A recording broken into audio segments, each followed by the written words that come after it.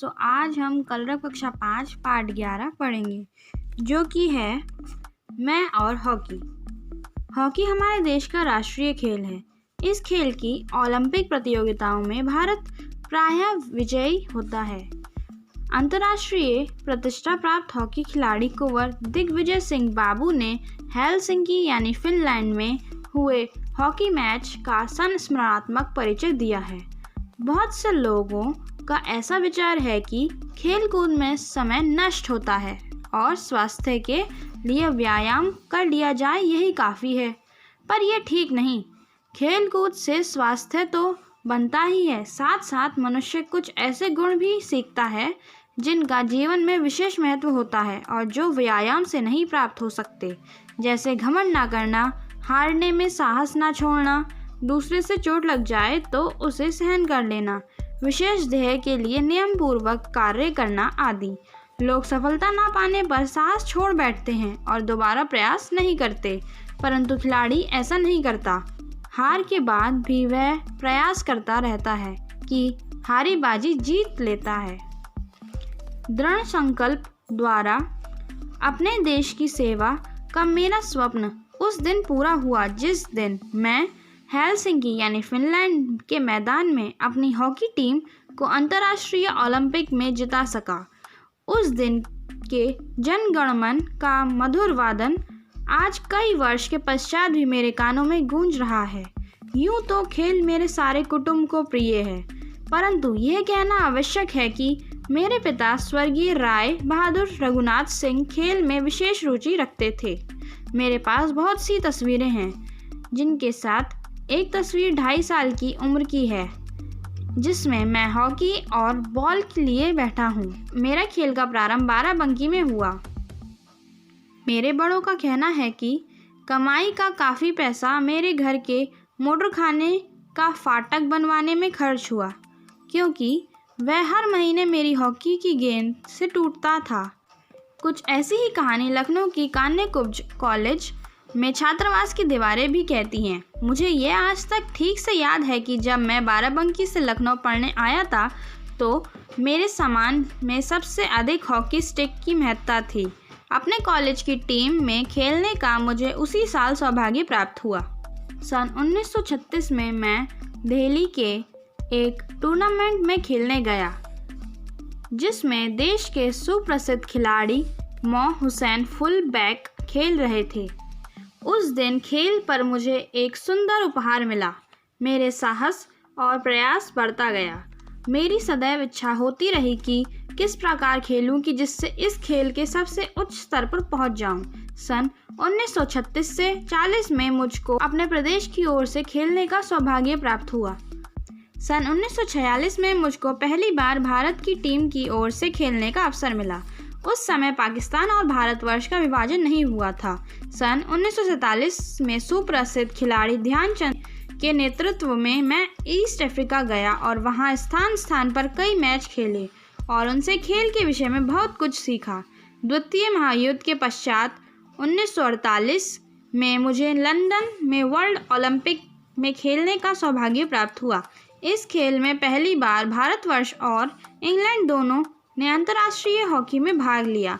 अब जब मैं यह लिख रहा हूँ तो मुझे ठीक से याद है कि लाखों की भीड़ में भारतवर्ष के थोड़े से आदमियों ने किस तरह की चीख कर अपने देश का साहस बढ़ाया था। खेल के शुरू होने के थोड़ी देर बाद जब भारतवर्ष के खिलाड़ी अच्छा खेलने लगे और उन्होंने इंग्लैंड के ऊपर 2 गोल कर दिए तो अंग्रेज जनता भी भारतीय टीम की हर चाल की सराहना करने लगी। खेल समाप्त होने पर हम लोगों को वहां से निकलने में 2 घंटे से ऊपर समय लगा। इतनी देर में वे लोग भारतीय टीम की प्रशंसा करते रहे और किसी ने हस्ताक्षर मांगे, किसी ने खाने पर तो किसी ने चाय पर आमंत्रित किया।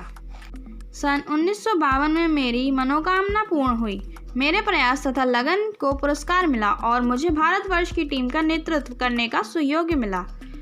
इस बार ओलंपिक के खेल फिनलैंड की राजधानी हेलसिंकी में हुए। मैं एक अजीब परिस्थिति में था, जहां एक ओर मेरी मनोकामना पूरी हुई, वहां दूसरी ओर इतनी बड़ी जिम्मेदारी से मेरा जी घबराने लगा। परंतु अपने गुरुजनों के आशीर्वाद लेकर मैं लक्ष्य की ओर बढ़ा। कुछ दैनिक पत्रों ने यह घोषणा की कि शायद इस बार भारत विजेता ना हो, पर इन बातों से हम लोगों का साहस ना छूटा। लगन अवश्य बढ़ गई। हेलसिंकी में बड़ी ठंडक पड़ती है, इसलिए 20 दिन पहले हम लोगों की टीम डेनमार्क की राजधानी कोपेनहेगन पहुंच गई।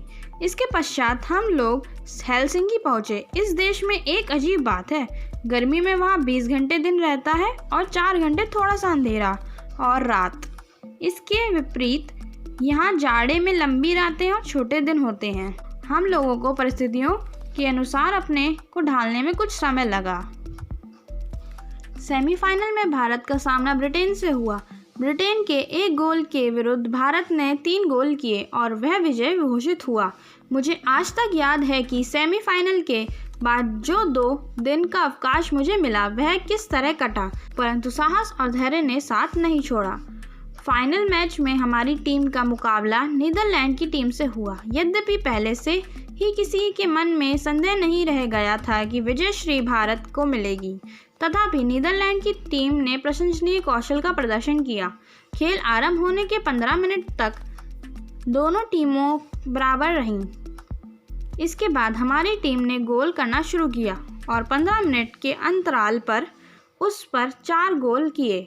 हाफ टाइम के बाद नीदरलैंड की टीम ने और भी चौकस खेल दिखाया और उसने 1 गोल भी किया, लेकिन इसके विरुद्ध हमारी टीम ने और 2 गोल किए। इस तरह हमने नीदरलैंड के 1 गोल के विरुद्ध उसे 6 गोल से हराया। प्रेक्षकों का कहना था कि हमारी विजय का सबसे बड़ा कारण गेंद पर हमारा नियंत्रण था। हमारे खिलाड़ी गेंद को वश में करके उसे केवल ड्रिबल करते या पास देने में ही दक्ष नहीं थे, बल्कि दूसरे से प्राप्त गेंद को भी वह बड़ी शीघ्रता और कुशलता से अपने नियंत्रण में कर लेते थे।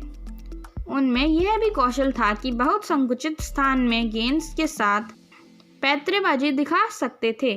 तीसरे, हमारी टीम का हर खिलाड़ी अपने साथ महत्व को समझता था और उसे प्रतिरक्षा और आक्रमण के मौके की पूरी पहचान थी। जनगण मन हमेशा प्रिय होता है, पर उस दिन की बात और ही थी। आखिरकार वह दिन आया जब मैं विक्ट्री स्टैंड पर खड़ा हुआ। मैंने अपने भाग्य को सराहा कि हॉकी में विश्व विजयी होने के भारत के गौरव की मैं रक्षा कर सका। उस दिन मुझे यह विश्वास हो गया कि यदि मनुष्य अपना धैर्य और साहस ना छोड़े और निरंतर प्रयास करता रहे तो वह अपने लक्ष्य को प्राप्त कर सकता है। स्वदेश लौटने पर पद्मश्री की उपाधि मिली, जिससे मैं अपने जीवन की अमूल्य निधि मानता हूँ। अब आइए इनके बारे में जानते हैं। बाबू के नाम से प्रसिद्ध कुंवर दिग्विजय सिंह 2 फरवरी 1922 से 1927 मार्च 1978 का जन्म बाराबंकी जनपद में हुआ। यह हॉकी के ख्याति प्राप्त खिलाड़ी रहे। दिग्विजय सिंह के नाम पर हजरतगंज लखनऊ में स्थित सेंट्रल स्टेडियम का नाम KD सिंह बाबू स्टेडियम किया गया। आइए अब इसके शब्द अर्थ करते हैं। ध्येय मतलब लक्ष्य और उद्देश्य। नियंत्रण यानी वश में रखना। अंतर्राष्ट्रीय संपूर्ण विषय पर। दृढ़ संकल्प पक्का निश्चय। व्यवधान बाधा। संकुचित तंग और संकरा। तो इसी के साथ हमने इस लेसन की रीडिंग कर ली है और वीडियो भी कंप्लीट होती है। Thank you for watching.